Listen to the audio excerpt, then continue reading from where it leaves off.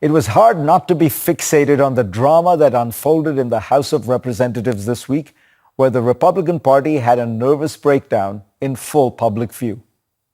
This crisis was entirely of the party's own making.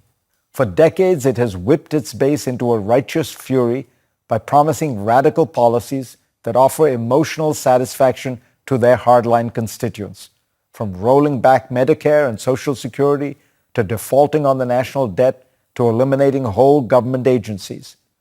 But because these policies are totally unworkable, they never happen. The lesson that the base has internalized is that it was constantly being betrayed by cowardly moderates. The solution now is to maintain a permanent vice grip on the speaker, ensuring that he will always do what the hardliners want. This is, as many have noted, a recipe for permanent blackmail and constant chaos. The Republican Party's troubles are severe. Newt Gingrich told Axios that the party is in its worst shape in almost 6 decades. But it is not alone. In many countries around the world, populists are flailing. Look at Britain, where Brexit, perhaps the ultimate 21st century populist cause, has caused havoc within the Conservative Party, which used to be described as the world's oldest and most successful political party. Britain has had 5 prime ministers in the 6 years since 2016. The prior 5 prime ministers spanned more than 30 years. The self-defeating decision to exit its largest market, the European Union, continues to depress the country's economic prospects, and Britain remains the weakest of the G7 economies. In the G20, only Russia is projected to do worse than Britain in the near future. The story is similar in South America. Even though that continent has been swept up in populism from both the right and the left, neither version is doing very well. In Brazil, Jair Bolsonaro lost his bid for re-election, but the winner, former President Lula, will also find it hard to implement some of his more radical promises.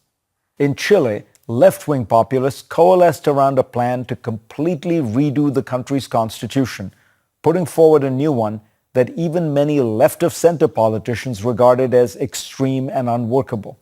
In the ensuing referendum, 86% of Chileans turned out, rejecting the new constitution by a whopping 62%.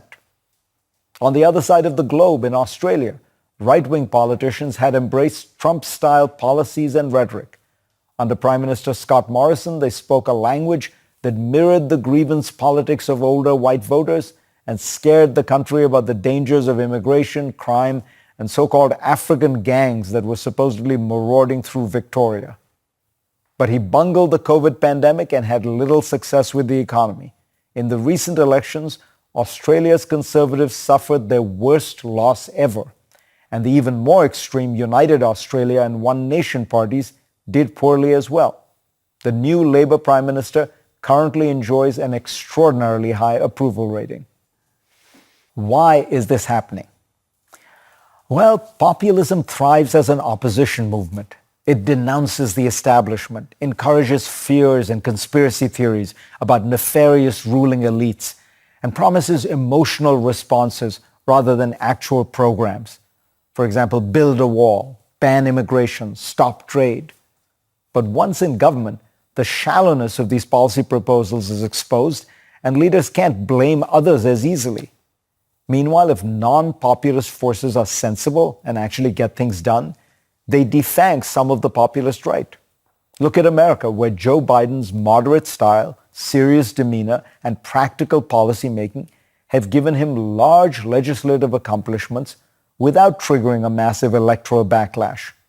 Now, he benefits by being an old white man. Had Barack Obama enacted the same policies as Joe Biden, I have a feeling we would hear much more talk of his dangerous socialism and un-American policies, complete with racial innuendos. The poster child for populism has always been Argentina. Juan Perón and his even more charismatic wife, Eva, built a powerful mass movement that attacked the old elites and promised to become the voice of the people.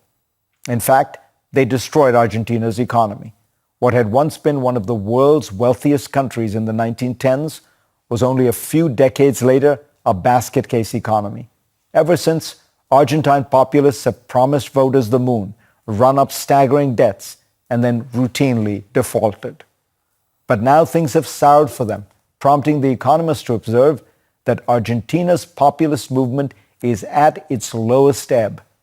Former President Eduardo Duhalde told the magazine, Peronism is obviously the main culprit for the situation of Argentina, saying, today we are in our worst moment. These trends are not permanent. The world's complicated problems always allow for someone who proposes answers that are simple, seductive, and wrong.